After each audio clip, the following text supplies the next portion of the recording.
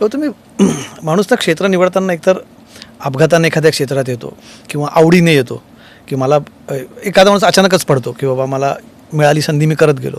दुसरं एखादा माणसाला आवड असते की मला हेच करायचं म्हणून हे करतो. आणि एक असं असतं करिअर की आपल्याला परिस्थिती तिकडे घेऊन जाते करायचं म्हणून. तुमच्या मध्ये तुमच्या बाबत नक्की काय घडलं? तुम्ही परिस्थितीमुळे तुम्हाला वाटतं लवकर काम करावं लागलं आणि की तुम्हाला आवड होती पण आता एकदम क्लिअर कट की पैसा मिळत गेला तर मी करत गेले.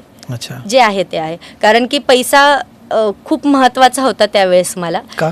कारण काय अडचण? नाही कमवायलाच कोणी नव्हतं. आई पण ॲक्च्युली आईचा पण ॲक्सिडेंट झाला होता. मी हे झालं म्हणजे मी सांगितलंय हे.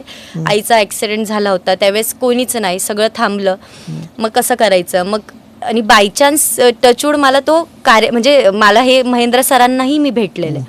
तर मग ते सगळं नाही का असं सुरळीत लागलं माझं की मग मी ह्या क्षेत्रातच आले.